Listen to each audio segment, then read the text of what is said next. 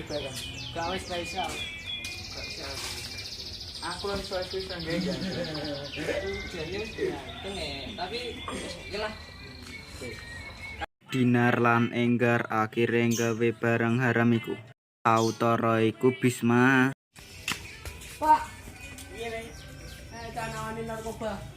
Di bocahe. Tapi aku kesuwen Pak Ojek ya. Dulu kok aku nes ngetokne duwe. Gak apa-apa pisan-pisan nek. Pak Ustad karo Bisma akhire teko gone cah brandalan. Tapi kedadean sing gak dipingini kedadean amarga marani bocah pengaruh narkoba. Itu Pak Bocah Pak. Ya menangan gue yang bilang opo gue SKS dulu. Apa seperti kafe. Ya Allah. Allah. Halo ya tau gawe. Patene saiki gudang lho kae ini. Guys, nyapa ya? Risik. Tak mau sakne.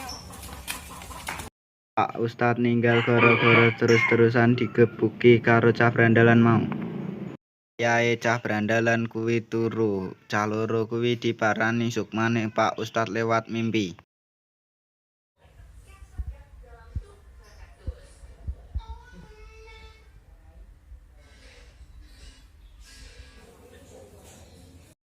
Sopo kowe?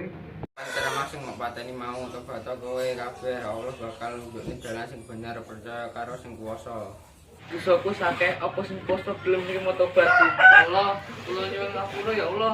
Dadi dosa kula.